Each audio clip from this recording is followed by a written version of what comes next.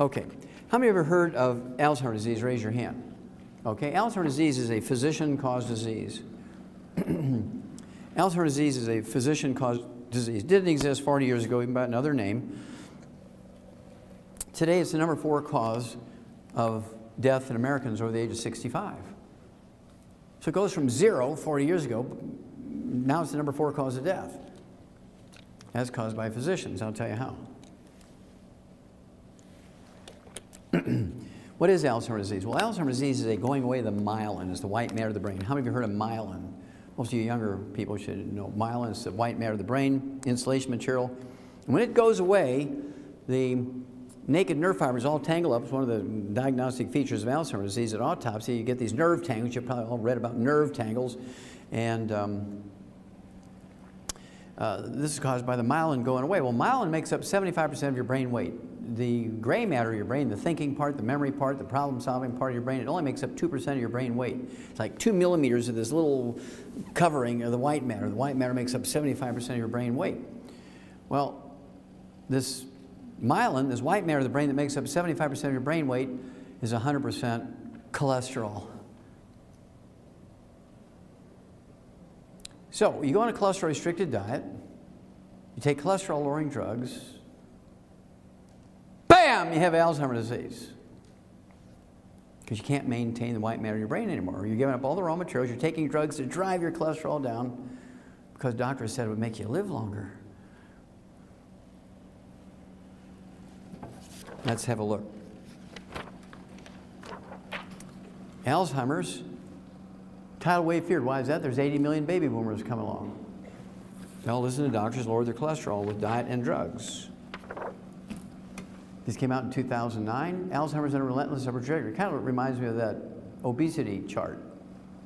Following the doctor's instructions going this way. Why? Because numbers look particularly grim for baby boomers who follow the doctor's instructions. Exercise, drink plenty of water, don't eat fat, eat plenty of whole grains. Oh yeah, use oils instead of lard and dairy and eggs, like George Francis. Oh, you're going to see a lot of this kind of stuff now. A mother and son share the bonds of love, Alzheimer's disease, and the same doctor who lowered their cholesterol. Now, any Mormons in here tonight? Any Mormons? Any Mormons? Any Mormons? Oh, I'm disappointed. No Mormons. Okay. Any Seventh-day Adventists? Any? Okay. Now, the reason why I'm asking that question is 2004, Johns Hopkins School of Medicine came out with a wonderful study on Alzheimer's disease. They went to Cache County, Utah. And they chose Cache County, Utah. I mean, you could get 5,000 people for a study in Baltimore, Maryland, right? So why did they go all the way out to Cache County, Utah? Well, that's because in Cache County, Utah, they're extremely religious Mormons. They're almost like Orthodox Jewish people when it comes to their diet. They actually have a book called The Words of Wisdom, which supplements the Book of Mormon, and it tells them what to eat, what not to eat, right? And so all of these people in Cache County, Utah, the oldest living people in America, they live to be 87.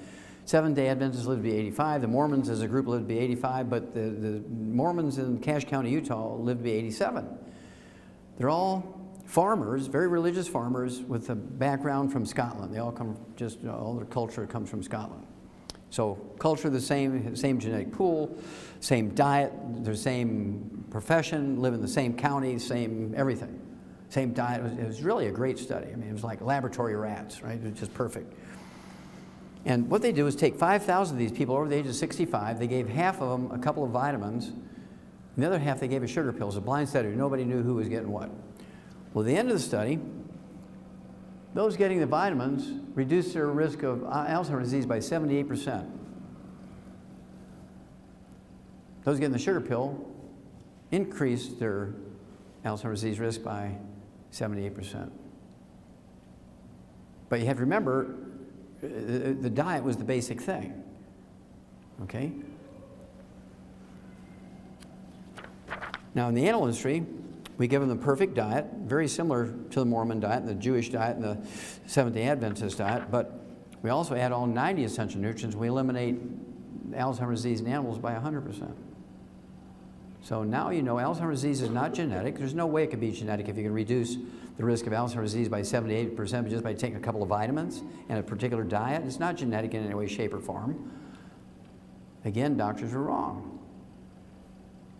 because their knowledge is very constricted. They have a very narrow range of training. They know little or nothing. Every time they utter the word nutrition or give you nutritional advice, they should be put in jail as a felon. That would stop them from killing people. If they say the first 2 letters of the word nutrition, they should be put in jail. You're in jail, put the cuffs on them. Now, I'll give you an example. This is Ray McGregor from Charlotte, North Carolina. His sister, who's one of our associates, one of our distributors, 3 years ago called me and said her brother 8 years earlier had been diagnosed with Alzheimer's disease. Very severe, very rapidly advancing. The doctors tried all these drugs that they say can help with dementia, no help. So she took him over the 8-year period before she called me to 3 neurological clinics, and then she took him to the medical school 2 weeks before she called me, and went to the Department of Neurology at the medical school there in North Carolina and said, look, I'm demanding that the head of the Department of Neurology examine my brother, which he did. Said, look, this guy, he's curled up on the floor. He's being fed through a G-tube. There's nothing we can do. Drugs aren't going to help him. Love's not going to help him. Money's not going to help him. Put him in a hospice. If you're going to do that, put him in the one that I own, right? Oh, he didn't say that, but I just threw that in. Put him in a hospice is what he said. So she calls me.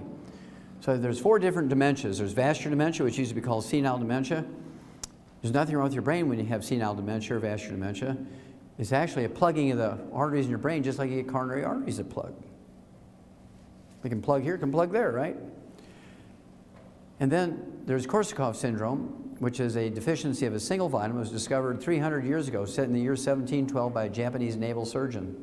And then there's Wernicke-Korsakoff's, which is Korsakoff syndrome, that deficiency of that vitamin and MS, multiple sclerosis, mixed in together. And then there's Alzheimer's disease. So here's what I told her to do. I said, look, we're going to treat him for all 4. And I do this literally 1,000 times a year. It always works out. So we're going to try this in your brother too. We gave him 2 healthy start packs. He weighed 185 pounds, so we gave him 2 healthy start packs. Got him off all the bad stuff. No fried foods, no oils, which is difficult because what are they feeding him through his G-tube? Ensure, which is all corn oil. It's easy to get through the tube and you can count the calories, and that's why they made it out of corn oil. They don't consider what it does for the patient or what it does to the patient, right? Ensure is the worst. I wouldn't give Ensure to a communist. Okay, it's bad stuff. So 2 healthy start packs per month, none of the bad stuff. Now, for the vascular dementia, I threw in 3 twice a day of the ultimate daily tablets, which are designed to get blood flow through blood arteries and support healthy blood pressure and so on. Then for the Korsakoff syndrome, I gave him 3 de-stress capsules twice a day. It's 2 bottles a month. It has the vitamins in it that are missing when you have Korsakoff syndrome. And then for Wernicke-Korsakoff's, I added selenium to it, 3 of those twice a day. That's 2 bottles a month to deal with the lesions of the MS, which you can get rid of those and MS goes away.